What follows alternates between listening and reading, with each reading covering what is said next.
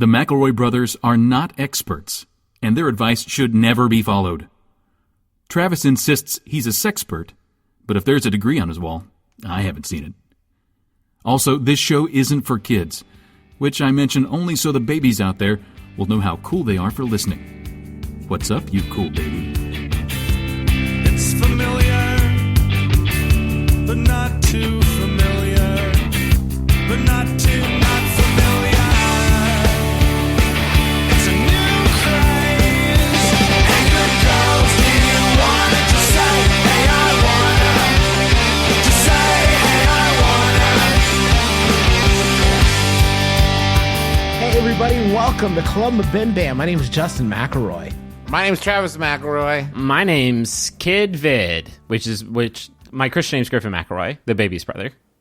And Kid Vid is like his like vacation nom de plume. Yeah, you know how everybody has a vacation name when they're out on vacation? For this one, I'm Kid Vid because I'm glued to the screens. Hey, it's Kid Vid in this one. Welcome to Club MBMBaM. This is our summer series where it's just like the MBMBaM you've come to know and love, I hope, but it's kind of a bit of a major vibe. And, yeah. you know, we took the summer off, and we're spending our summer working at, like, you know, like a resort, and maybe, like, Justin's teaching volleyball, and, like, Griffin's teaching beach video games, apparently, and I'm, like, maybe doing surfing, and maybe, like, one of us has a crush on Stacey Carosi, and, you know, like, we're all just hanging out, and you're used to our antics at Bayside, but now we're It's Oceanside. different. Do you remember when they made Summer Coke? And they just put mangoes or whatever the fuck in there, and the flavor was so bad that you were legally allowed to go into a convenience store and kick over the display case. You were legally allowed, and in fact, if you did that, you got a free good drink of your choice from the business. They said we're not legally allowed to do that, but thank you for freeing us from this prison. They said we hate Summer Coke, is what they said. But you're not going to hate Summer, my brother, me, because I'm out on a beach and I'm doing a video game seminar about Fester's Quest. Where did he hide all the light bulbs? Well, that's the kind of thing you're gonna reach out and where's learn. the brick sprite in the wall that you can walk through? And there's Morticia and the husband one having sex. Having it. You know, Puggy's up to his things. Puggy and Wednesday. Puggy and Wednesday. Puggy and Wednesday are into their tricks. Don't bring a game And there's genie. Cousin Whom. Don't bring a game genie into the seminar. I will skip it across the ocean's waves, and it'll be lost to Neptune's bounty. And he can break his game. I hate video game cheaters. It's almost as much as I hate Summer Coke.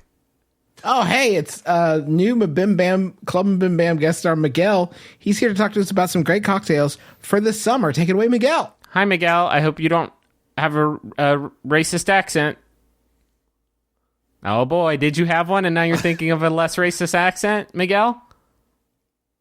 I kind of thought Travis would be Miguel. I was about to applaud. No. I was about to applaud you, Griffin, for jumping in and talking to Miguel to excuse yourself from the responsibility Oh, of yeah. having to be I sort of Miguel. put the bunny ears up for not having to be Miguel in this podcast scenario that you foisted on us. Hi, I'm Miguel.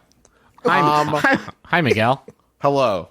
I would like to kind of- tell you about beach cocktails. Yeah, please. What are we working with? Some a Mai Tai, a Muay Thai, something like that? What I like to do is crack open this coconut, and then I pour it into this pineapple, Okay. and I put a shit ton of rum in there. Hell yeah. Can I ask why you don't just leave the coconut in the coconut? Why you have to put it in another vessel? Well, we bought a bunch of pineapples on sale, and now we need to use them before the end of the summer. Sounds like you really Enjoy. you didn't really think that one through, Miguel, and now you're kind of compromising the product. Well, it's the only thing keeping this island's economy afloat, Griffin, but sure, if you want the economy to go down, Hey, fuck these pineapples. do you know about the sex Easter egg in Fester's Quest for the NES? What? Hold on. Time out. No one's getting a drink for 20 minutes. Show me this Easter egg. Oh, it'll Griffin. take me much longer than 20 minutes to find this sex Easter egg. Keeps moving around on me. Sunsoft, you got me again, guys. It's like House Moving Castle. You're Damn, never gonna catch up in Sunsoft. this. Keep the porn in one place, my guys. Why you gotta make it so hard on a preteen to find the sex Easter eggs? It's so hard to find the sex Easter eggs in Fester's Quest. And that the Game Genie would make it easier. I wish I hadn't skipped it into the ocean. The sad thing is there's at least one person. There's one human being listening to this who is currently thinking, Man, I still got that tape lying around. I gotta dig back into that. Gotta See if I dig can back find in. it. That sounds like my stuff. Find that pixelated coitus. Boy, I love the summer months. That's the sound of it. How's the summer for you all? Wait, no. I'm curious how everybody thinks it would sound if Gomez and Morticia from the Addams Family had sex in an NES game. Travis, if I could just hear yours one more time. Okay, mine I think is more like. Yeah. Mine would be like spoken through, like one of those 8-bit voice modulators that they could only get, I think, on like Sega Genesis games was where they first came up, where they're like, "Oh yeah," and it was like, "What was that?" "Oh yeah, I don't sex." Hey, Steven, can I talk to you about Fester's Quest real quick? We're about to release it. How did you go so far over budget? The game, it's not that big a game, and I can't see where all the money went. Well, there's a Sound Blaster chip embedded in each cartridge, and we got that in there to really get the sex noises. Hey, you've heard of the Mode 7 chip? This is the Mode 6 chip. This is Mode 16, there's Mode sex 69. in this game? I don't know if we can put this game out. Not for everybody. Oh. Just for the most diligent children.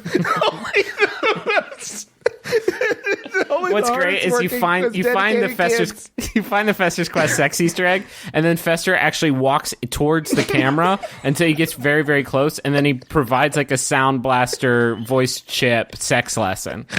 What you're saying is completely natural.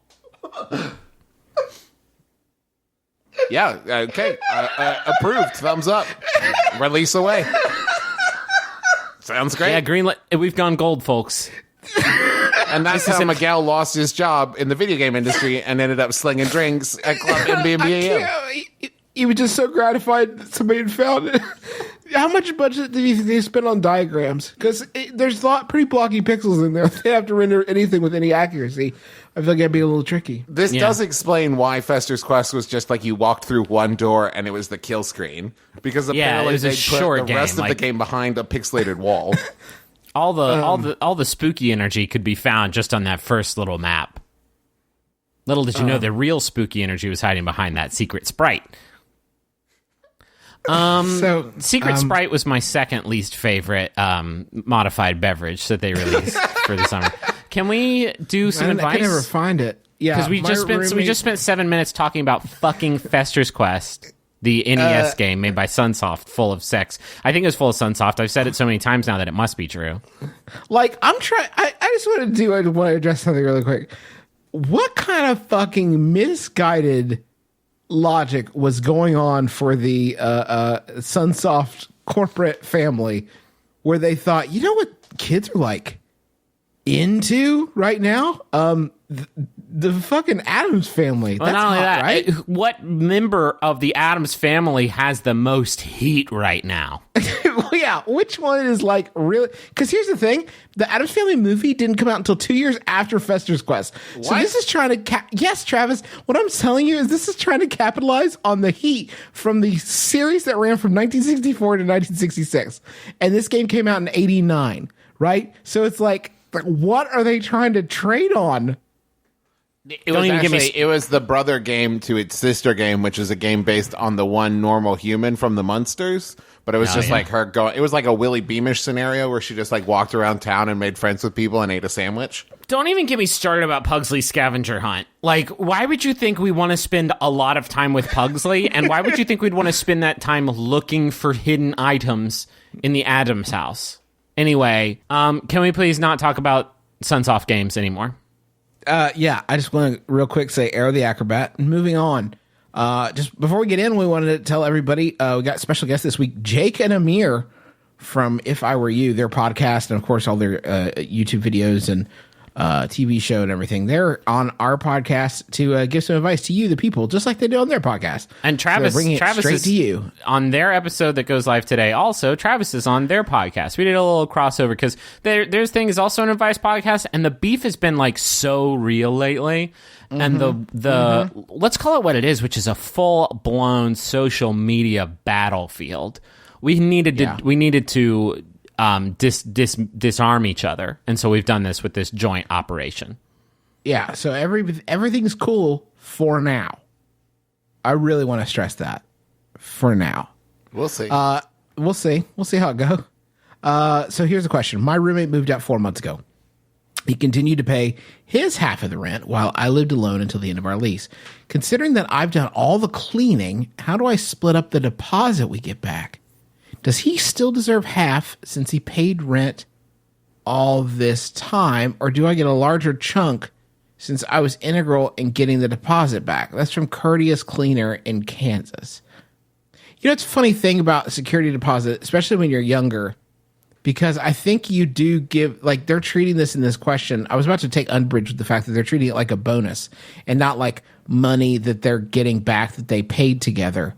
But like the truth of the matter is, when you're that age, it might as well be like, well, never seeing that money again. Yeah, that's true. Yeah. But the thing is, you're right, though. It's not, your deposit isn't a reward for cleaning your apartment. It's the money that you needed for them to give you the apartment in the first place. And like, if he paid half of it, it's like they just held on to your like $500 and then hand it back to you at the end of the year. Can I tell the sorrowful tale of we're gathered around the fucking Midnight Society fire. This is part of MBMBaM Club. It's nighttime on the beach. I'm about to throw that coffee creamer into the fire, make it spark up. And then the words, the tale of the Batavia, Ohio apartment lost damage deposit because Travis is a Goombas, appears on the screen. And then I tell the story of we had a hookah we used once, and it was a fateful time because it fell over. And we didn't realize the coal had rolled under the coffee table. And when we found it, luckily it hadn't burned our house down with us inside of it, but it did burn a perfect circle into the carpet. And Travis, his fucking Tinker Tailor mind, ticking away. Tick, tick, tick. He said, how can I solve this problem? He went into a closet and cut some of the carpet out of that closet and then glued it into the circle that was missing. And the landlord caught both things. They said, you fucked up two parts of the carpet. Now, you are missing a key to this story, Griffin. There's a very big element. Oh, you're yes. leaving out Oh, here. you're right. I burned my foot very badly on the coal. Well, that too. But when we moved in, they were offering a special in which the deposit was only $100. So after we moved out and they tried to get money from me, my justification was, I guess you should have charged more money for the deposit. You should have trusted us less. Yep. And they never got that money. Good. I had a friend in college who he had ridden his apartment hard, I would say, and put it down wet. he put it down wet. He rode it hard, and he's a dear friend. We spent basically all our college time there, and then when time came to move out, we all really hated his landlord. In that sort of adversarial relationship that college renters can only have with their landlord. And since he knew he wasn't going to get his damage deposit back, the day he moved all his stuff out, he burned his initials into the carpet with lighter fluid. Now, I know what you're thinking. That's not how that works. That's still a crime. And the answer is yes, you're correct, but nothing bad came of it. My friend Justin was living in his apartment, and the landlords informed him that he needed to get the fuck out because they were going to demolish the building halfway through his lease to turn it into a parking lot for the Marshall University Stadium, and that they were not going to refund him any money or anything like that. So we had a party and destroyed his apartment. And sounds our fine. justification was they were going to demolish They're gonna the do it building anyway. Yeah, so we knocked doors out of the frame and kicked holes through Fuck walls. yeah. And Man, we're a bunch fun of as hell. rowdy rebel boys, aren't we? Yeah, for sure. Used to be.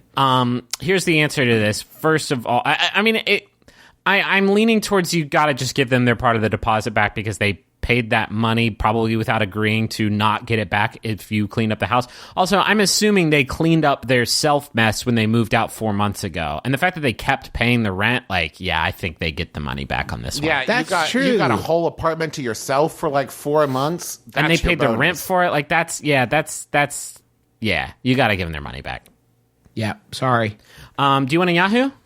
Absolutely. This one was sent in by level 9000 Yadru Drew Davenport. Thank you, Drew. It's by Yadru Answers. User Ya-Who. By the way, still waiting for that other shoe to drop. Still waiting Yep. for Uncle Verizon to be like, should we call it Verizon Answers? No, let's just delete this incredibly valuable resource. If anybody, like, kidding aside, if anybody has a contact over at Verizon, like, that would know, the answer is probably nobody right now, because who gives a shit? But, like, if anybody could reach out and just put us in contact with them, or we would really appreciate it. Also, if they're looking not to want to do, like, rebrand, we'll do some synergy, and they can call it McElroy Answers or something like that.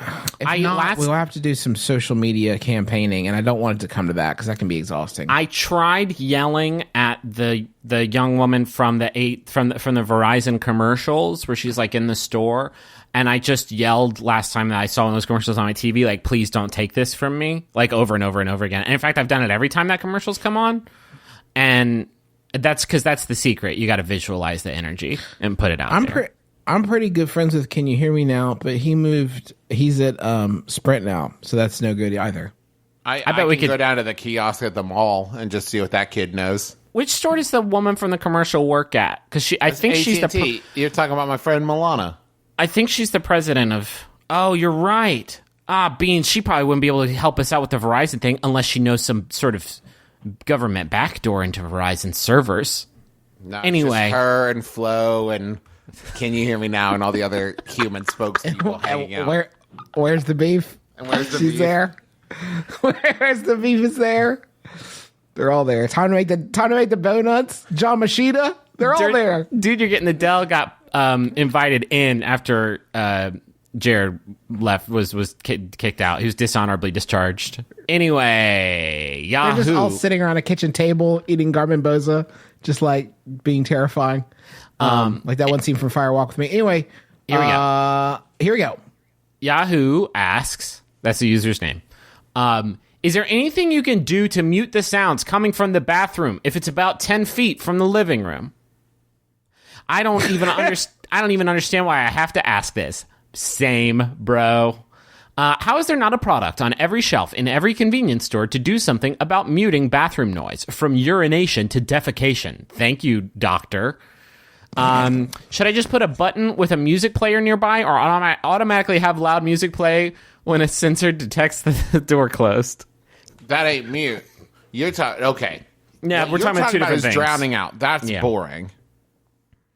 I want to talk about baffling. The loud music is a non-starter, because if I have friends over and I've made them a big meal and we're watching, Bachelorette, and then I leave the room, and then from down the hallway they just hear, "Here's my cherry pie, sweet." Like, they're gonna know what's happening down that hallway. What you need is you need some sort of like airlock scenario and like baffling and maybe some like caulking around, like maybe some like foam that fills up a doorway.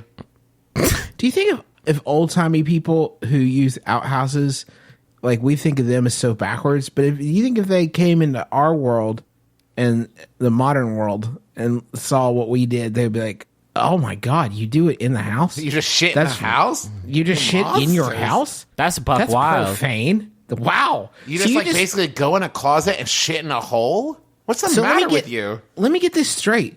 The same place where you nurse your infant baby and lay your head down to sleep on pillows of down is also where you decide to shit? That doesn't make sense. That's repellent. That's all the same air. You understand that, right? Like, we live in the 1700s, but even we get that's the same air, dog. Next, you'll be telling me you let your women vote. What we gotta think about. I mean, first of all, there is a wonderful place on Earth that has figured this out. And if we did this in the Japanese style, we would have a button on the toilet. And this really only covers two onesies, because they have a button on most of their toilets that, they have the bidet function and then pressure, temperature, sweet scent is one of the buttons. But then there's a button that just makes water noises happen, so nobody can tell what is pee and what is the brook. Griffin, you got to take that a step further. Just splashers. Just have it randomly trigger when no one's in the room all the time at random intervals. Oh, I see. So I have friends over. We're all sitting at the dinner table. Like, everybody knows we're all at the dinner table. And from down the hallway, it's just, she's my cherry pie. What if it just made the noise of a human defecating constantly? That's what I'm saying. Yeah, like camouflage, right? Right.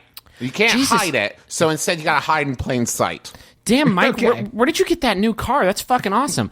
I came into some money. I did some, let's just say, widely distributed voiceover work. Oh my god, it's like Oh, this. and that's It was great. like the hunt for Siri. It's like the hunt for Toilet Man, because when you press the toilet, it's just one guy just going like, "Oh, come on!" And it's you like, could "Oh, pay a you're little bit extra, but you can get expansion packs that include Snoop Dogg and Shaquille O'Neal. yeah." But the base pack is just a guy like, "Please." And then like that guy goes to Quiznos or something like that. Is like, "Let me get a deli scramble," and they're like, "Holy shit! Can you say that again? Because I think it's him. We found him, Toilet Man." Can you say not like this over and over again? Can you say not like this, like in the Matrix movies? By the way, why did you quote the Matrix movies while you were recording this? And why did you only record like 5 sounds? And why did you record no sounds of the stool being like deposited? It's just human man speaking. And why Even for the women screaming even for there the- is no spoon? What was that meant to What symbolize? was that all about? And even in the women's restrooms, they use the same voice box, which is weird. You would think. Would you want somebody who's like obviously Rocky style scraping for every inch, like fighting tooth and nail?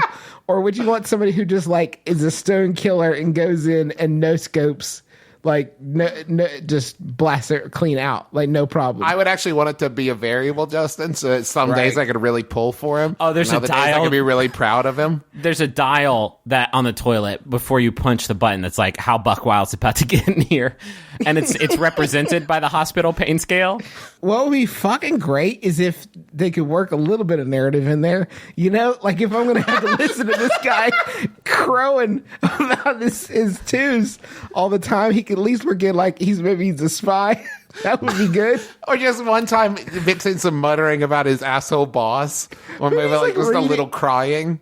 Yeah, he's like reading his secret government files while he's doing it. So you're like piecing together. I have to pass this data chip I swallowed in Moscow. Or maybe you can make it like a romantic storyline where you can hear him like intermittently practicing his vows, right? So it's just Oh, I like, love that. oh, he's got a nervous tummy. It's a big day for him. The third option is, of course, anti-sound. And you may be wondering, Griffin, what is that? Well, every sound has an anti-sound that cancels it out. So if you play both at once, it's just silence. So Right. there has This to is be true. some sort of way to put a mic in the turlet, and then it generates procedurally anti-sound for your humiliating splashes. I love that, Griffin. That's So a I think- great idea, actually. I That think tech exists. It's got to be like, you know what I mean? Like that's the opposite. Like shlah is the opposite of what a toilet sound would This be. sound And from you, Pepsi Man? yes, that's a good ass reference, Travis. You just somehow went deeper than Fester's Quest. Thank Good. you. Something everyone can enjoy. Dear Brothers 3, I work as a print production manager for a small athletic apparel company. There are only 5 employees. My boss is very annoying / childish. An unspoken part of my job is to be her friend. She complains when we don't like her personal posts on FB. That's Facebook. They don't say that. I was clarifying. If I come to work and treat her like my boss and not my BFF, she retaliates, and the office dynamic turns into a weird Mean Girl spinoff. In response, I have started to hate bake every Monday. I bring in some homemade baked goods to work. I find the recipe with the most butter and watch as my coworkers, who are on perpetual diets, gorge themselves. Am I good? And that's from Counting Your Calories in Cali. And they say at the end, as if to cut us off here, I am looking for a new job. Okay. Because So that you're- was the obvious. Hey, out. dog, you're like the Count of Monte Cristo if he was bad and actually made dope ass Monte Cristo sandwiches for his worst enemies, and then had them eat it, and they said, "Great sandwich." Well, back to being evil. You did not punish. The revenge plan in the actual novel, The Count of Monte Cristo, is about that well thought through. It's a weird plan that he has in that book, and it was about this effective. But it's like, no, it's not this effective, because this effective is, here's some cupcakes. Ah, fuck. I just thought about it, and I just gave you cupcakes. That was bad. That was a reward. Oops. I want to be there when this person, when question asker, like tells a friend like their devious plan, like, so I made them get this brownies, and they're like, oh, what'd you put in the brownies? And they're like, butter. There's a sentence in here I want to translate. In response, I've started to hate bake. You just mean bake. Because baking is love, right? Like you can't as try as hard as you will, you can't put hate into a thing that you bake, right? Every Monday I bring homemade baked goods to work. That's dope. I find the recipe with the most butter. You mean the best recipe that there is? You can only put hate into no bake because you apply a little bit of heat and it bakes right off. So you need to do like a cheesecake or maybe like one of those peanut butter cookies that you don't actually have to bake. You could put some hate in those. That would be an amazing subplot on Great British Bake Off if one of the contestants just like, I'm here because Mary Berry killed my nephew in a hit and run and covered it up. And I'm getting back at it the only way I know how, baking. The scone was very buttery, dear. Yeah, it was. Yeah. Hell yeah, it was. Don't eat that, Mary. Oh, it's a bad break. Fucking Paul Hollywood, like, flying through the air. That's actually how Paul Hollywood always talks. That was just our regular Paul Hollywood impersonation. Have we ever had a discussion about Paul Hollywood's name? The very, very British baking man, Paul Hollywood? It's his real ass. That's his family name. I thought people were fucking with him until literally like 2 seasons in. I thought that Paul Hollywood, like maybe it had like a career for a bit, trying to make it as an actor or something, and people were just trolling him. No, his name's Paul Hollywood. That would be Like Paul Hollywood. If like Sylvester Stallone, right? That's an action movie star, Hollywood movie star name. It'd be like if his name was like Nigel Sconsworth. Like what? No, wait. But the pushback I would say is that Paul Hollywood would be an insane name for any living human. It would be like if your name was Doug Box Office. Like, it doesn't make any sense. It sounds like the name you would make up for an action movie star in a fake movie in the movie you were making. Yeah, a bad movie within a movie within a movie. It would be like if there was a man named Paul Hollywood who was an action movie star, and then he traded, somehow his name one day just became Nigel Breadman, and then like Nigel Breadman received the title Paul Hollywood. It's like a reverse quickening. If your name was Paul Hollywood and you wanted to go into acting, you would legally change your name to something else because no one would believe that your legal name was Paul Hollywood when you auditioned for anything. And hey, everybody, don't tell me, please don't tweet or email the show. It's like, actually, Hollywood is this building in the UK. It's the Queen's middle name or something. I don't want to know. Okay, we ruined Hollywood. Okay, we took that one and we ruined it. Whatever it was over in your land, I'm sorry, it's not that anymore. We ruined stole it. It's ours. It's ours. We ruined it. If his name was Paul New York, it would be just as fucked up. It would be not good. Paul Montana is that. I'm trying to think of one American identifiable state or city that it could be. Paul Topeka. That's actually a pretty great name. I like that. Hi, I'm Paul, Florida. That fool follows me on Twitter. I need to DM him. Paul Get Florida? chat going. Yeah, Paul Florida. Yeah, you could think of it, Trav. You could be the first person to ever ask him about his crazy name. Imagine. I bet he's chomping at the bit to unpack that. Let's do one more Yahoo. This one's sent in by Level 9000 Yahoo Drew. Again, thank you, Drew. It's by, I didn't say his name, Drew Davenport. There, write it in the fucking stars. It's by Yahoo Answers user Elizabeth Smith, who asks, and really think about this, because you're going to hear it and you'll be like, this is a dumb question, let's move on. But I really need you to really ponder it. When do waiters eat? If a waiter works from 8 to 4, when does he or she eat lunch? How do waiters eat? Griffin, because everybody thinks a dumb question. The answer is so obvious. They eat whatever's left over on your plate when you pay out and leave. No, because they're waiting, Travis, during that time. If they're, I don't want. But that's what they're waiting for. They're waiting for you to leave so they can eat what's on your plate. That's why they call them waiters. Interesting. Because they're waiting to see what you leave, and they're like, "Ooh, mashed potatoes." I'm not. At nice places, they don't even wait till you leave. They wait till your view is averted, and they'll just snatch one of the chicken tenders right off your plate. Those nice fancy chicken tender places. Some restaurants even have extra chairs at each table, and you're supposed to order something for the waiter, and then they bring the food to you, and then they just sit down and have a gab. But the trick is you can never actually see them put food in their mouths. Like you look to your left to see where the bathroom is, and you look back and their steak's gone. Yeah. And they're just like dabbing the corners of their mouth, and you're like, damn. And they're just dabbing. They're doing the dance. They're the just popular dabbing. dance. When do they eat though? Because that was a funny joke, but seriously, I'm looking at these folks and I'm saying, how do you do it? Because I see like a doctor or a dentist, like they're getting your teeth done isn't like a biological daily, like several times a day biological imperative. You can like go in your office hours and go. You got to eat between 8 and 4. You'll die otherwise. How do the waiters eat and when do they do it? I like to think that there's other waiters who are waiting on the waiters to get what they want when they're back in the back. They're just following them around the restaurant. Sir. I actually work at the restaurant across the street. I really need to get back. If you could, sir. How do they eat, though? I mean, we're talking about a little old lady at this point. It's waiters all the way down, Griffin. Yeah. You think there's fewer waiters as the further you go, right? So a restaurant with 16 waiters, maybe they have 8 waiters that helps them out. And then just diminishing returns, there's 4 waiters. And it keeps going down to just one waiter, and they'll die. Oh, yeah. But that's nature, Griffin. The wheels, Sometimes one has to die so that many may live. Yeah. Do you think anybody, like, what would happen if you ordered, like, you're there with you and your spouse or significant Because only other, married people order- are allowed to go to restaurants.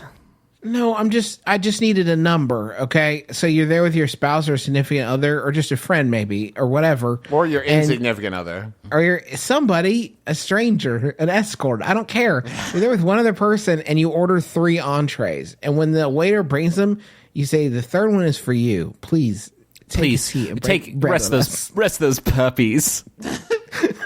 That's what they're. Did you know all waiters are secretly hoping that you'll do that? Did you know that's like the only time genies, they're waiting to be freed from their prison. Did you know it's like Dobby? If you give a waiter a dinner, they're free and don't have to be waiters anymore. And then they're out of a job. So like, no, they hate it.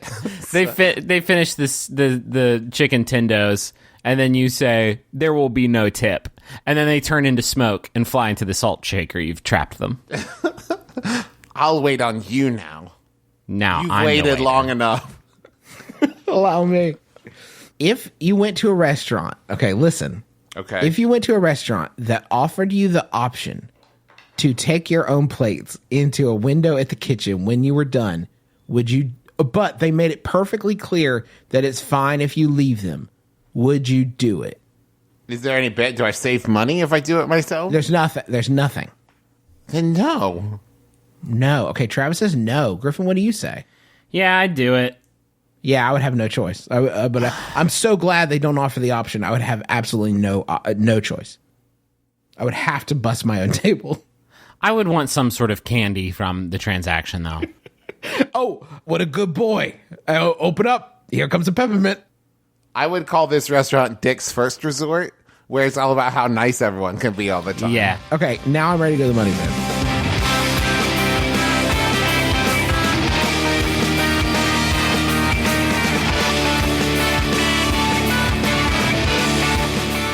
First up, I want to tell everybody about Boll and Branch.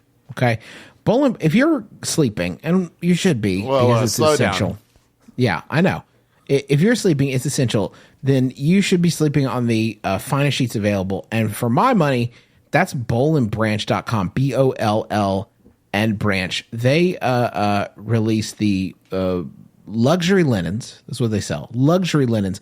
But you're not paying the crazy markups you pay at a department store.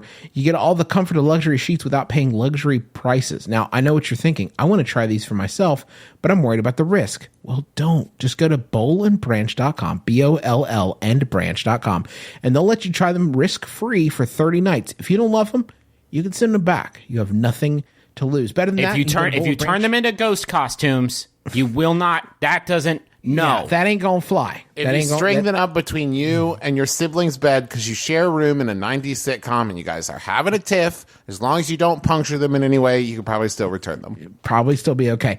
Go to bollandbranch.com today for 20% off your entire order. That's sheets, towels, blankets, duvet covers, everything, plus free shipping, and all the products come beautifully packaged in their signature boxes.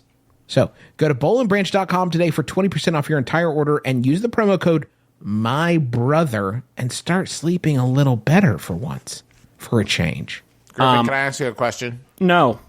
Okay. Ask Justin. I'm not in the mood right now. Okay, Justin, I'm going to ask you. Yeah.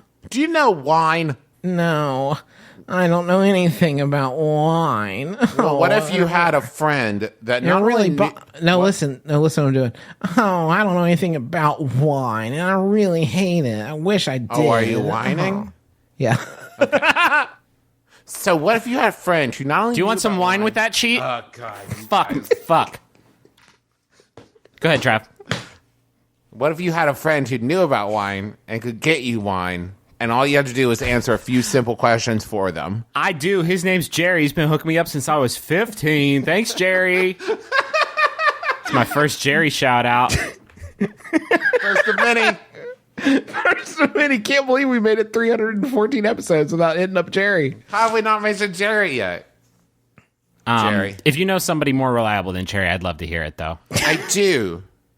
I know a little thing called Club W.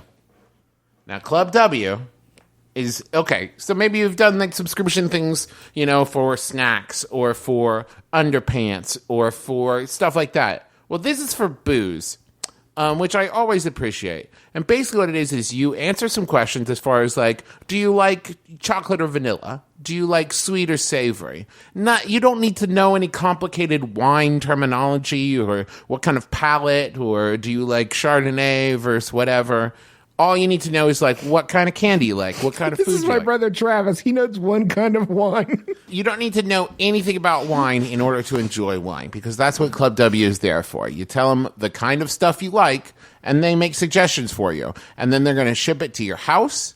And the best part is, along with it comes these cards that will tell you like what you should pair it with, what kind of event it's appropriate for. And it's got, it's usually some pretty cool labels and stuff that like your friends probably have never seen in stores before. And it's going to make you look like a real cool person who knows their shit about wine, even though you don't. Right? Right. And so what you're going to do is you're going to go to clubw.com/mybrother, and you're going to get $20 off your first order, which is just a crazy deal. And not only that, but they're going to cover shipping on that for orders of 4 bottles or more. So you're going to get $20 off by going to clubw.com/mybrother. And if you order 4 bottles or more, they're going to cover shipping. It's a great deal. You should go check it out. Hey, I've got a Jumbotron here, and this one is for Stacy, and it's from Tim. I don't know why it sounds so accusatory. Yeah. Supposedly. Anyway, Tim says to Stacy, 3 years ago, you went sugar daddy dumpster diving and found me. I hope that's an in joke. I'm sure it is. Marrying you in April was the only way my life could be better. You are awesome, and I will always love you. And now the brothers have recorded permanent proof. P.S. I'm sorry I had that shirt made that said, I'm with Bummy. Love, Tim. Tim. Timothy. You should have done better than that, Tim. This sounds like a wonderful relationship. I'm very, very happy that you all found each other. We got another Jumbotron here. This message is for Shannon. It's from Jason. It says, "Happy birthday, my little ham dancer. Thanks for introducing me to the McElroy Family of Fine podcast, and more importantly, for sharing your life with me and stuff. Here's to many, many more happy years together. It's shaping up to be a pretty sweet ride. Lots of love now and forever. You're Hupsand." You said that word so right. That's the way it's spelled. I'm just reading phonetically. Hupsand. I gotta know what a ham dancer does and is. Hold me closer, little ham dancer. I'm imagining a sort of competitive sport where a person dances some sort of beautiful interpretive dance, but the whole time you're throwing ham slices at them, trying to get them to stick. Wait, you're throwing it at the dancer, or the dancer's dancing with ham slices like ribbon dancing? No. You're throwing them at the dancer. And I think, actually, this doesn't make sense because it would have to be bologna, because bologna would have a more uniform like shape and aerodynamic properties and travel pattern. And it wouldn't be fair because, like, somebody could bring, like, a thinly sliced honey ham that's just not... The air resistance alone would stop that from attaching itself to the dancer, I think. We're going to have to really workshop this down with the boys in R&D. Yeah, for the great new sport they've been thinking of, bologna toss. Hey, Max Fun community. This is your friend Elizabeth Gilbert, author of Eat, Pray, Love, and a bunch of other stuff.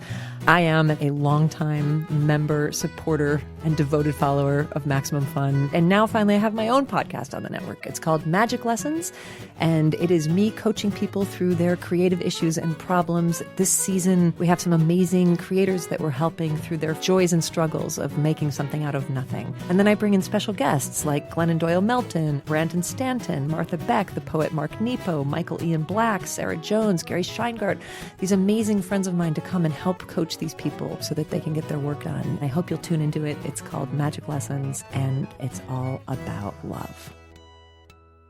All right, folks, as we mentioned at the top of the show, we are joined by very special guests. And right now, you can hear me on their podcast, If I Were You. We're joined by Jake and Amir. Applause. All right, Yeah. thank you. Applause break. I'm going to have to demand, actually, that you finish this podcast before you go listen to that one. Like, I feel like you dance with the one that brought you, and then you dance with... That's Oh, fair. yeah, for sure. Yeah, because they don't know if we're funny or not yet. We haven't won them over yet. We are your rich, meaty dinner, and they're going to be your delicious dessert, succulent dessert. If you guys were a dessert, what kind of dessert would you be? Oh, it's this kind of podcast. I love it. that. A flan bam, thank you, man.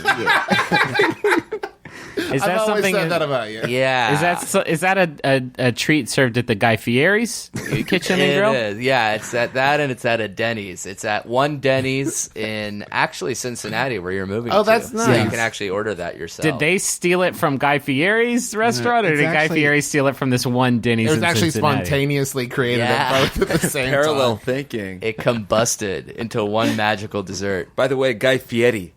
Please, Fieri. Griffin. Kitty. A little respect. That's actually Jake's brother. I think we're joined by Jake Fieri. He doesn't call you Travis Fieri. That's true, but that's not my name. Yeah. No, But I don't right, call yeah. you that, yeah. Yeah, That's why. It's true. It's one of the reasons. So you guys do a lot of stuff. We try. That's true. We do. Videos and podcasts and video podcasts. What's harder, videos or podcasts? Oh. Videos for Yeah, sure. videos. Not well. You sure? Because we don't do many of those, and we do a lot of podcasts. So Yeah. It seems like podcasting is harder. But why But do you guys do do the a lot more podcasts than us. We Yeah. just have the one. Oh yeah, that's true. We were comparing 1-to-1. Oh, yeah, Podcast that's is right. easier. If you're Have you comparing guys- 23-to-1, maybe the podcasts. Yeah, if we're Yeah. just comparing our lives to yours are harder for Yeah, sure. you also have wives and sometimes children, so that's is a true. lot harder than probably any podcast or video. One child equals about 8 podcasts. I bet. That's what you tell him every night before he goes to bed. Well, that love actually you. fluctuates depending on the world market. All right. So, Do you Can you know rate- I literally had to come down to do this podcast from trying to get my baby to sleep for an hour and a my half. gosh. This is So, not how many incorrect. podcasts? How many podcasts was she That's tonight? what the last thing I Yeah. whispered to her before she finally drifted off was, "This was like 2.5 podcasts." Yeah. Please can't rate. believe you. Please rate and subscribe, Daddy. All right. we need your 5 stars. Retweet this next lullaby. So we got questions from our listeners that we wanted to put to you gentlemen. You have provided us with a diverse list of expertise here, but we decided to focus on your expertise with Travis. How did you put it? Electronic communications, Digital communications. digital I believe. communication. Okay, good. Communique. Yeah. Cool. Yeah. Well, I waited till the last minute to put the call out for questions, and I didn't want to make it too confusing. Yeah. You guys also professed a lot of expertise, specifically Jake's expertise, according to Amir, with pornography. And it said Jake knows pornography really well. I'm quoting directly. Jake knows pornography really well, like really well, really, really well. See you soon, Amir. P.S. Really, really, really well. And honestly, I think he undersold it. There should have been 10 more PSs. Each more pornographic than the next. But I'm going to ask a first question here. I move a lot, read 6 cities in the past 4 years, including 2.5 years in Europe, and therefore have made a lot of connections with people all over the world. I love a lot of these people, but with the distance, the time difference, etc., it isn't easy to keep in touch. Any advice on how to maintain long-distance friendships? And that's from Disconnected in the Midwest. What are your thoughts on having different people in different area codes? I feel like the answer is just to be really active on social media, like kind of generally. So then you're not keeping up with any one, person to person. But You're keeping up with absolutely nobody. Yeah. It's like more people, but more loneliness. You just post on Instagram, you like a lot of photos, you like people's Facebook statuses. It's the bare minimum of human connection. Well, not even Reminding that. people you exist. Social media is like the cotton candy of human interaction in that it looks like really great, and then you really sink your teeth into it, and then It's nothing. It's all gone. It wasn't anything at all. Yeah, now your teeth hurt. And also the cotton candy says it's gonna murder you, Whoa. and it doesn't get banned from being cotton candy anymore. Okay, I think you were just harassed by someone on Snapchat or something, and you're taking it out on the candy. Or he was cyberbullied by like a vendor at a carnival. Did that happen? He didn't give a tip to the cotton candy man. He's like, I'm going to tweet about this later, you little thug. Flossmaster 18 says. One of those dudes that did that let me guess how much you weigh thing was just very hateful. Like, I'm going to guess how much you weigh, and then they were like 240 pounds. I was like, what? No. And they're like, just kidding. Here's a stuffed animal. Get the fuck out of here. It didn't really get super hateful till the end there. Yeah. Yeah. He didn't stick the landing. You also undersold it, aren't you? 310. 310 on a good day. Hell yeah. But if I got a boxing match tomorrow, I can easily get that down at 290. How many stone? Yeah. Some people wouldn't even think that 240 is that much. No. Real Some people men. think- I have friends that have kind of dispersed. I feel like Facebook is sort of the cheap version of this, right? Like, you can still be supportive and sort of connected with them, but it's just like that's just one click away. Hey, I like that. Yeah, There, but we're you're good. missing the magic of the pack your bags and move away. And that is every time you move is the perfect excuse to stop the friendships you don't actually care about. Yeah, Because you kind of get stuck in that where you like live in a city and you're like, yeah, I don't really like this guy, but he's in this group of friends, so I have to see him every time we hang out. Then you get to move. And you don't But have to do that shit anymore. It's a self-fulfilling prophecy though, right? Because like I have friends who leave Austin or friends that I haven't seen in a long time because like we grew up in Huntington and moved in different directions throughout the country. And then I'll get an email correspondence from them and I'll be like, oh man, this person is my friend. Like you can invoke some like That's true. It's so easy to friendship make an impact. magic. Because all you gotta do is like one call and someone's like, you're so special. That's what I said. The expectation is dirt. Like it was so easy. It's so easy to like keep friendships going. Just call them once a year out of the blue. And it's like it was really good to hear from Steven today. I like a yearly call, a yearly check-in. You just set a little alert on every day after their birthday.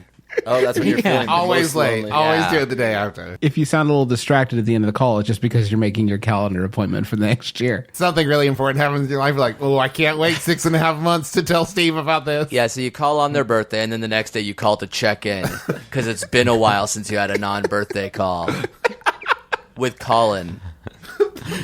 Did you see friend. Did you see Deadpool? Yeah, dog. Like that came out in February.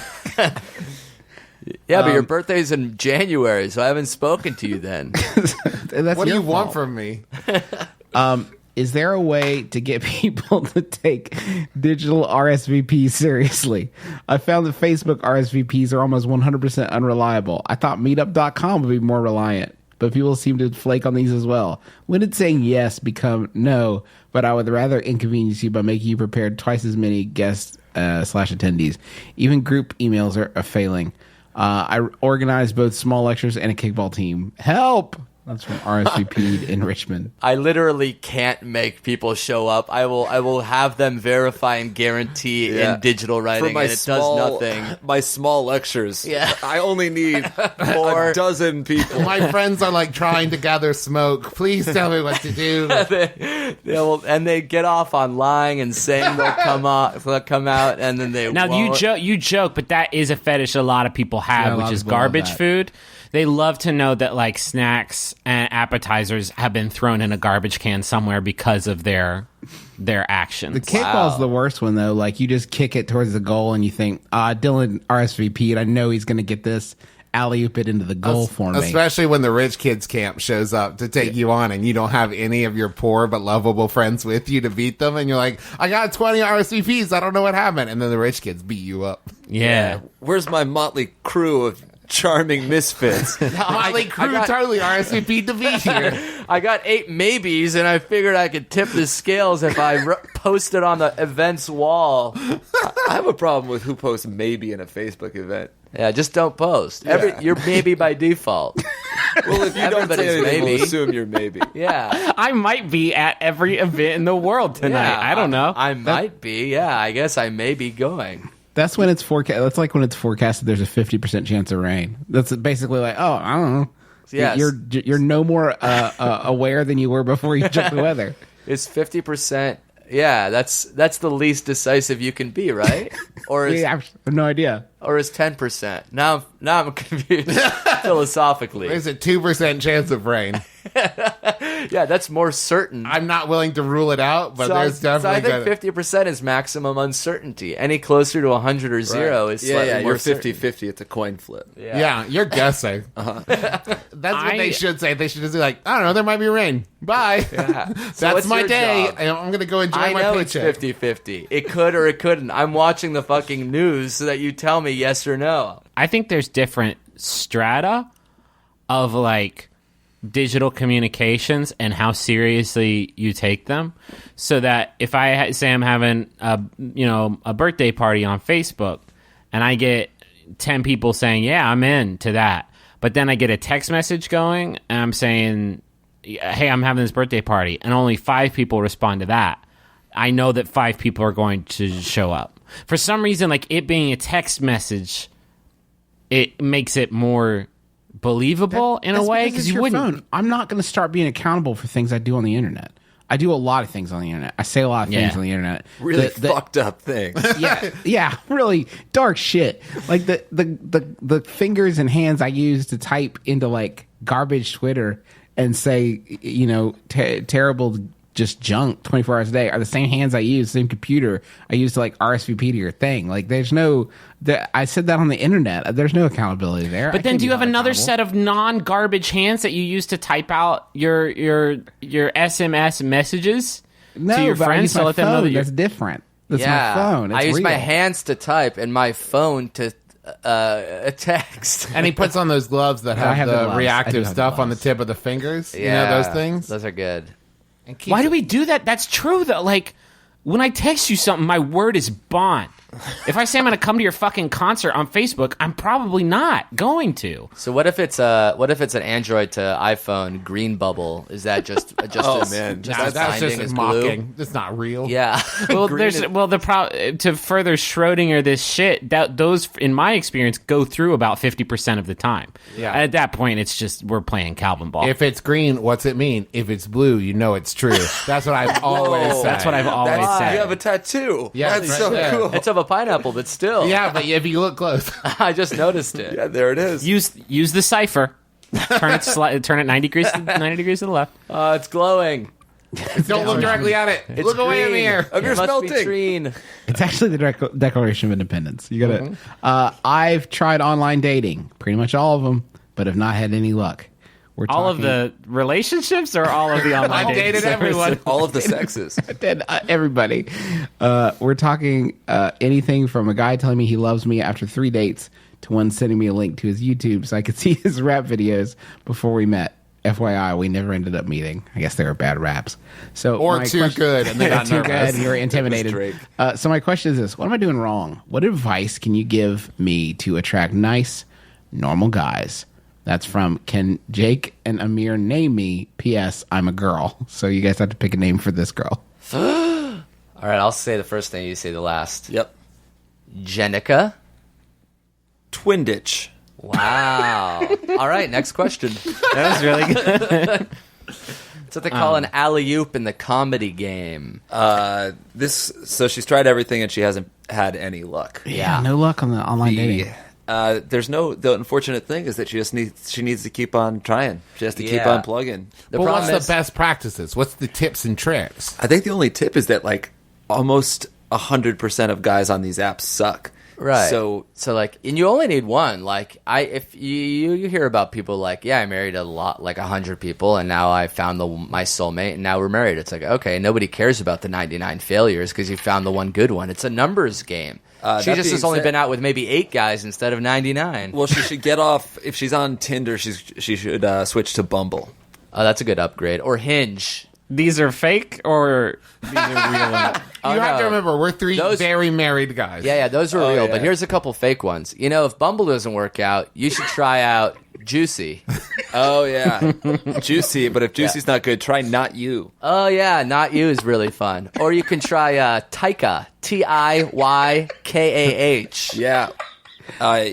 So Bumble is one where when you match somebody, the girl is the only person that can initiate the conversation. Oh, that's so much. So of good. course, that solves so many problems. Yeah, so there's like a lot of douchebags who are like, this app doesn't give me a way to prey on people. Yeah, so Forget it. it weeds those stars. people out. Yeah, and Hinge, I think, works with it starts with the networks of your friends. So, like, it sets you up with friends of friends, or maybe friends of friends of Oh, friends. see, I don't actually like that one. I want Yeah. complete. I I want- want complete internet. Yeah. The ability to just break away. Yeah, no, Just that's no. Because like See, you're friends it's with a lot of avoiding your people like exes that. on Facebook, so I don't want to go Yeah, out that's with an- well, that's maybe an I do issue. actually. Yeah. But the guys on there might be nicer because, you know, they're friends of somebody you know rather than a complete stranger. But then how do you tell them that you've been a ghost the whole time and you are only allowed to walk the earth 1 week out of the year? I would do That's it in real English just like how romantic. you said. Well, and also there's another exclusive dating app just for people who walk the earth just one day a year. Oh, yeah. It's called March 15th. What? That's the name When of the did- app. Ides Brides. Yeah. Oh, wow. That was fast. Jesus, Travis. That's another tattoo. The Ides have it. I don't want to Andy Rooney all over this great guest segment, but I did online dating for like a minute when I lived in Chicago before I long enough. met. I know. Well, okay, it was several months. And back then you had like 3 options, and like you had Match, which is like you got to pay, but it's usually a better quality of clientele. And you had OkCupid, which was like the wild, wild west. And you had And I- farmers only. And you have farmers only. And then like I don't know what happened, but now there really is one for one a day ghosts, and there's one for like people who only want to use colonoscopy pictures as their profile pic. Like there's one for every single person, so much so that there's like got to be a dating app out there that only 2 people use, and it's like, you then. They're perfect yeah. for each other. The colonoscopy pictures one is called Deep Connections. Wow. He is good. Jesus, Travis. And you'll cut out the 45 minutes he took to think about that? Because he was shushing us for close There's to a an huge hour. whiteboard behind I'll him get with there, so I'll get many there. drafts. He said, hold on, Ides Brides. Speaking of, I recently saw speaking of all the dating apps, there is the Room dating website for fans of The Room, started by Room director Tommy Wiseau. Oh God, just for I was so down with it until that last part. Yeah, just to give you a quick sampling, I saw this on Tumblr. There's a list of the most popular interests on theroomdating.com, and they are as follows: pizza, computer business, football, watching, DIY biotechnology, Kitcher Williams, The Room, Beta Breakers, Young Nietzsche. Those are the most popular interests. The best, of course, is watching. Yeah, what's watching? How is Just that different watching. than football? Just watching. And the other category and interest has living intensely. Do you think anybody's ever like at their wedding, somebody's like, "Tell me the story how you guys met again"? And like, well, there's this online dating website that this unwrapped mummy made about his movie. It's called Watching Football. Watching Football. Is there a point at which everybody just has their own dating app that's just them on it, and they're just waiting for people to come join? Like it gets Welcome to so specific. LonelySteve.com. LonelySteveReynolds.com. Oh, that's good. That is kind of an interesting idea. If Welcome- if you were single, you like had a website with a picture of your face, and people could just come and be like, "I'll take you." Yeah, sure, done. Like, It's okay, called I'll Take You. This is my bespoke dating website. Called Hello, Welcome My to- Future Girlfriend. Welcome to I Want to Date the Lead Singer of Smash Mouth. Let's see. What's the lead singer from Smash Mouth? Steve Harwell. Wow. Steve Harwell. That is it. I was going to guess Guy Fieri. Only on his off days. It's like a Chris Gaines, Garth Brooks kind of thing. It really does seem like they might be the same guy with one has bleached hair and the other one doesn't, right? Like He got it's bit just- by- I think actually Clark lead singer of Kent Smash Mouth bleached his hair. Okay, this is a very odd segue. I was on a dating app and I came across the profile for someone I immediately recognized as from a local band that I like a weird amount. I might have made a cross-stitching of some of their lyrics and hung it over my bed. Over their bed it says, "Hey now, you're an all-star. Get your game on." I Go stare play. at it every morning to remind myself that I am an all-star. It's a Shrek poster. It's what it is. Okay. I messaged him and pretended that I didn't recognize him so he wouldn't think I was creepy. Now we've been chatting, which is awesome, but I don't know how to come clean. It feels like it's too late. Do I have to tell him I know who he is and I'm weirdly into his band I am? Obviously, I'd take down the cross-stitching before we hooked up. Or should I just accept that if I want this to be a thing, I must now live a lie? That's from Catfish, I guess. Wow. You never know if you don't know. You never know if you don't You grow. never What is shine it? if you don't glow. Oh, yeah, you never shine if you don't glow. That's my Pretty good advice. lyrics. Pretty good lyrics. It's there, Red. interesting because you can shine and not glow. I would have thought that the easiest way would be to leave the cross stitch up the first time you hooked up. Yeah. And he's like, "Hey, what's the, don't worry about it. I don't want to interrupt the moment." And then later you're like, "Oh, I thought I mentioned we did just have sex, so I guess everything's cool." Yeah, I would play it cool. I think you might as well not freak him out until he gets to know the real you, and then you're like, by the way, I'm a pretty big fan. And I that's think- like on the honeymoon. That's when that comes out. You know, like At what point live- is it a cute story and not a creep story? Yeah, I think you have to wait till you're in love, and he's not going to leave. Oh, yeah. Live the lie, love the lie. This isn't a catfish, is it, though? It's not a technical catfish. I don't think it's a technical catfish because she's not pretending to be someone she's not. She's just Except for pretending somebody to who's- not like. She's pretending he's someone he's not. Oh, It's a reverse catfish. catfishing. This is a dog Fish bird. catting. Yeah, it's a dog. What dogfish? Dog bird. Dog. That's what I said. The opposite of the birding. catfish is the dog bird. Oh, all right. Yeah, I like a dog bird. There's You really a are long, quick. Jesus There's a long Christ. game you can play here, and that is to just hang in there and don't say anything.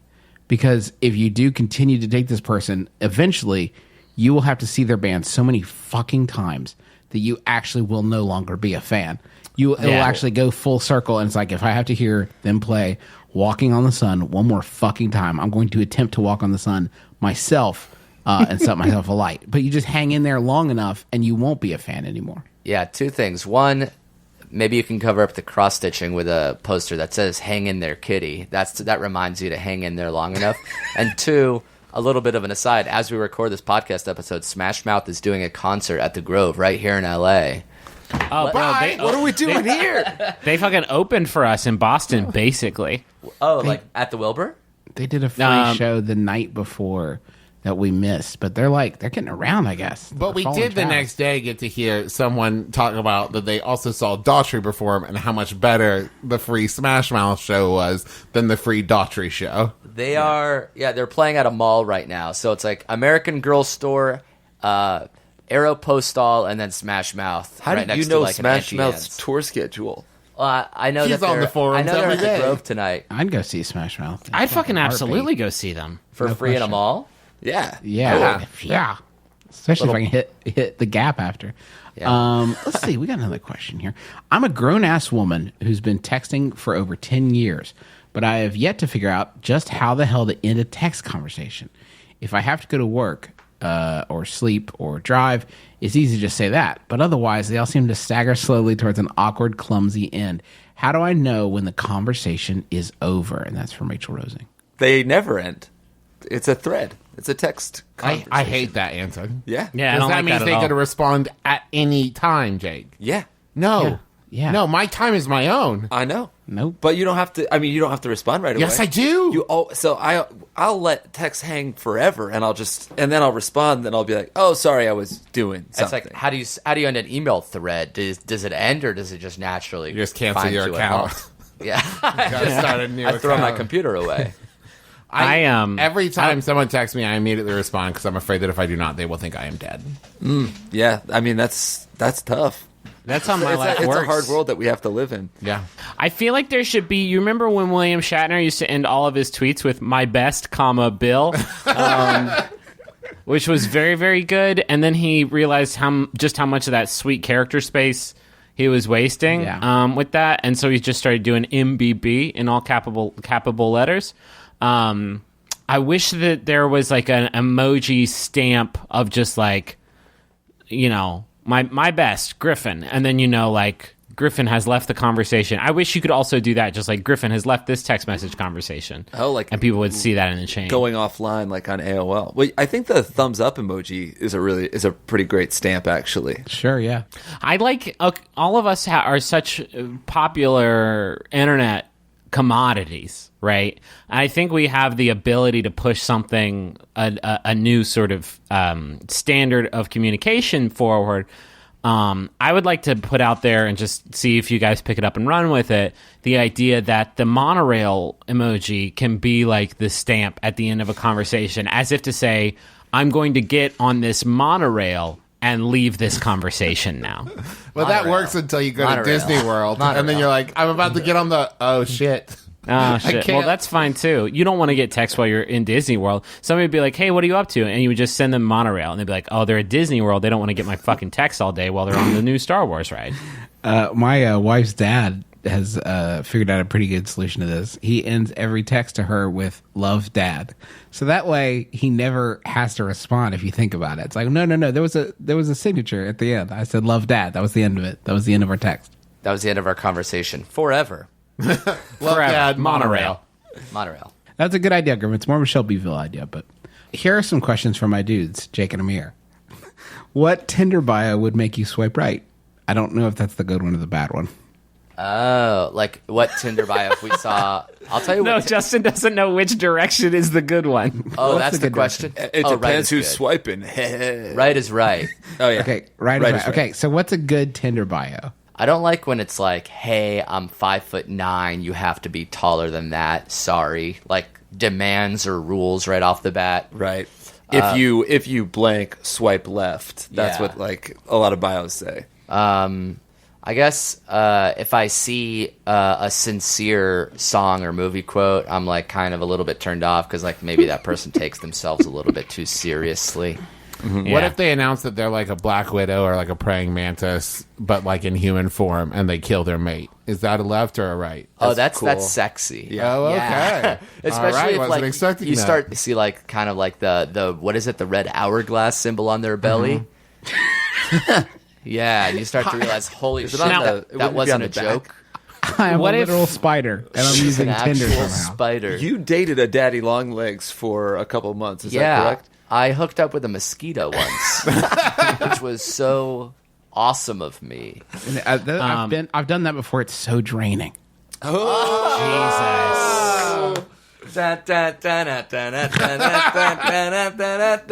Can you say I found that really draining? Because I just thought of a really quick, for sure, quick-witted retort to Not that. quick-witted. just Yeah, I was pretty fast to figure it out. I just need a. Let's do it in set it up post. one more time. Yeah, Okay. yeah. Okay, ready? I tried that once, but it was pretty draining. Wow, that's malarious. That is malarious. Okay. Okay, we'll edit that in. We'll drop that in. Yeah. There's another Or if you question think here. of a better one, put it over malarios. Okay. Yeah, we have that Mission Impossible technology, that Philip Seymour Hoffman tech, where you can just play all the sentences you've said so far and have you say new, completely original sentences. That's using awesome. There's another question here from Lane. That one was also from Lane. How can I get my older coworkers to stop asking me how Snapchat works?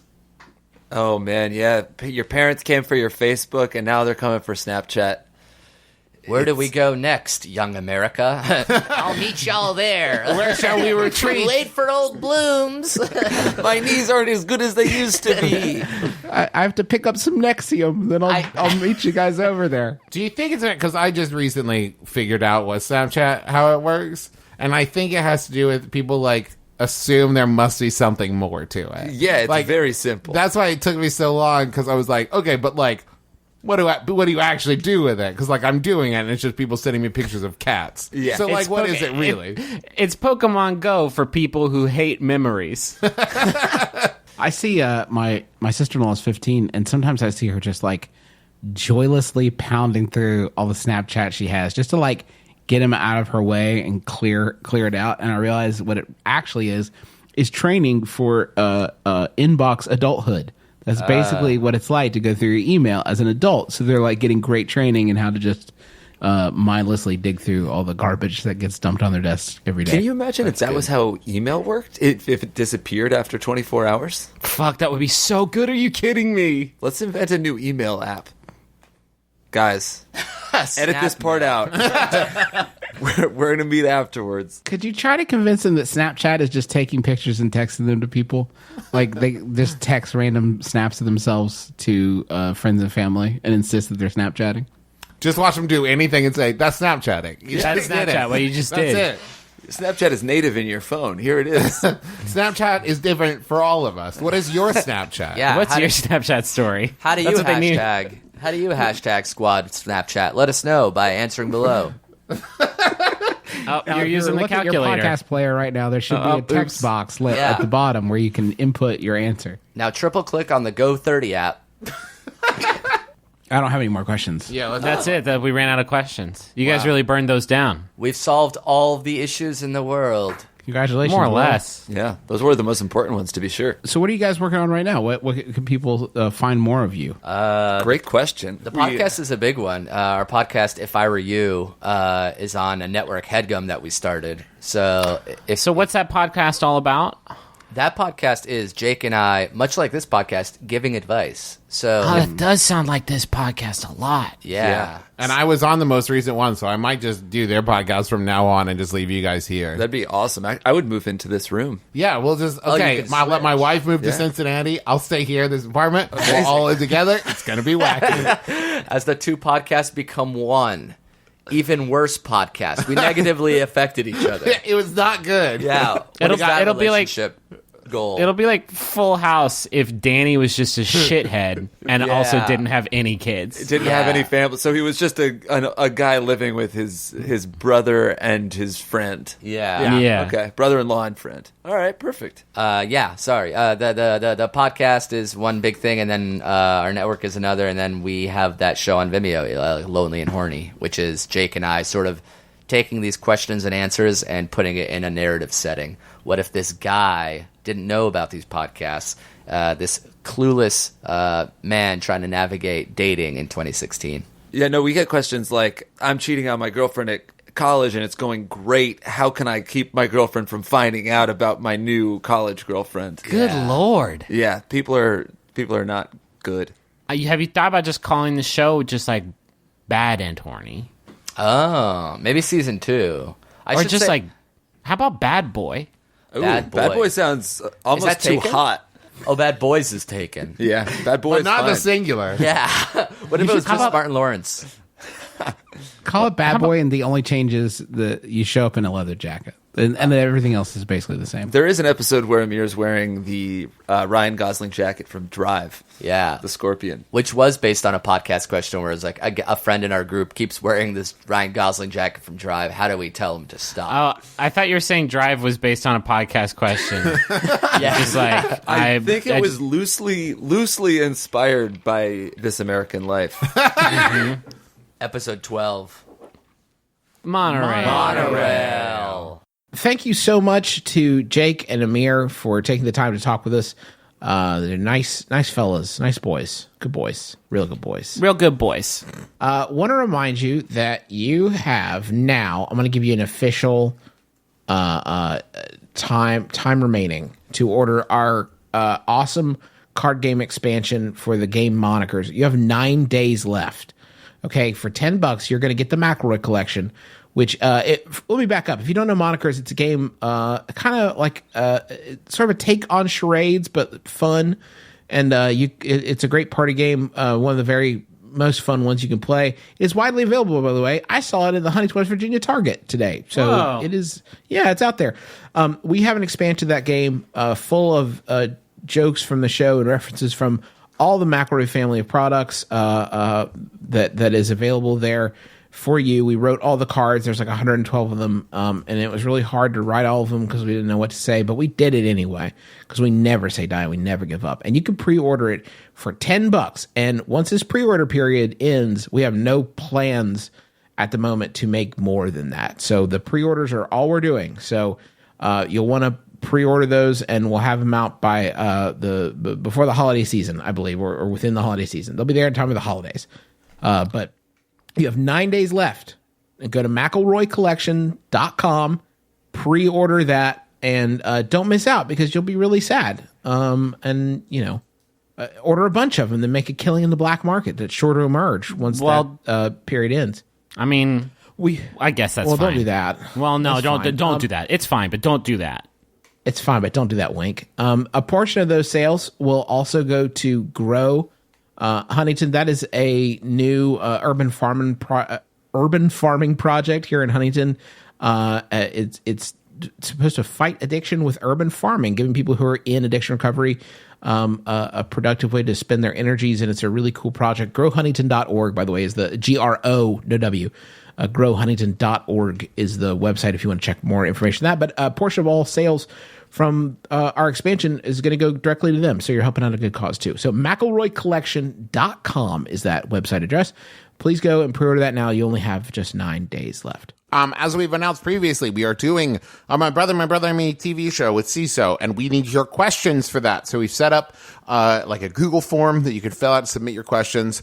If you go to bit.ly/ask MBMBaM TV, you can submit your questions there. There's a couple different kind of guidelines on there and some stuff for you to fill out. And then your questions could be featured on the TV show. We really need your questions, so go submit it now. Also, want to let everyone know that I do a podcast with my friend Tybee called Interrobang, where we kind of like talk about the stuff that's frustrating us about the world and try to make sense of it all. And we are doing our first ever live show here in Los Angeles on August 13th at 7:30 p.m. at the 3 clubs. Tickets are only $8, and like I said, it's our first show, so we're really excited about it, and we'd love to have just a great crowd there. We're not 100% sure what we're going to do, but we know it's going to be great. You could get tickets ahead of time if you want to go ahead and get it out of the way, and you just know that you're on the list by PayPaling us $8 with like your contact info. Our PayPal is interrobangcast@gmail.com. And in the meantime, if you want to go check out the show, you can go to interrobangcast.com and check it out, and we hope to see you there. I want to thank Maximum Fun for having us on their wonderful network. You can go to MaximumFun.org and check out all the amazing shows on the network. They're all so super good. I guarantee if you just start clicking links, you're going to find 2 to 3 shows that you are absolutely going to adore. I'm talking about shows like the Beef and Dairy Network and One Bad Mother and Baby Geniuses. There's so many amazing shows, and you can find them all at MaximumFun.org. We also have a bunch of other podcasts that we do, which you can find all at McElroyShows.com. That includes the D&D podcast we do called The Adventure Zone. That includes Sawbones, a podcast Justin does with his wife Sydney about medical history. It includes Schmanners, a show that Travis does with his wife about manners and the proper application of them. And Rose Buddies, podcast I do with my wife Rachel. We're about to, later this week, record the season finale episode talking about The Bachelorette, and then immediately the day after, fucking Bachelor in Paradise, because ABC has lost their fucking minds with how they debut content on their channel. Anyway, it's good news for you, though, right? Why are you complaining? Well, because we have to do 2 podcasts in 1 week. It's not good news. I can't imagine what that's like, Griffin. Well, okay, it's then 7 podcasts in 1 week on top of the other 6. Anyway, it's all at McElroyShows.com. Quick P.O. Box update. Griffin now has a P.O. Box, which I swear to God I will put on McElroyShows.com. I'm gonna come to your house. Great. With all our other contact info. I am moving back to Cincinnati at the end of August, so I'm going to discontinue my P.O. Box then.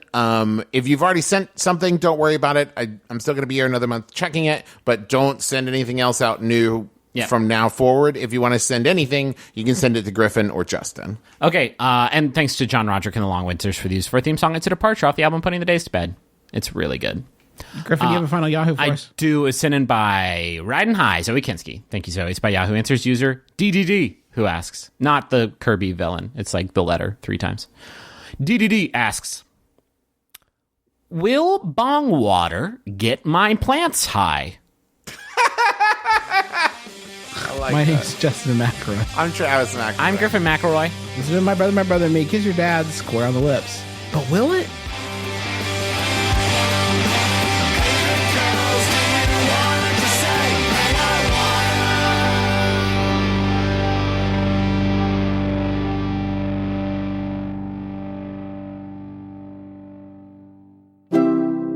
MaximumFun.org. Comedy and culture. Artist owned. Listener supported. Hello! This month's Beef and Dairy Network podcast is an Olympics special, recorded here on Ipanema Beach in Rio de Janeiro. We'll be tackling all the big issues. Should athletes be allowed to eat lamb? Should Olympic equestrian riders be able to ride on a cow? All these questions and more answered in this month's Beef and Dairy Network Olympics special. Find us at MaximumFun.org or wherever you get your podcasts from.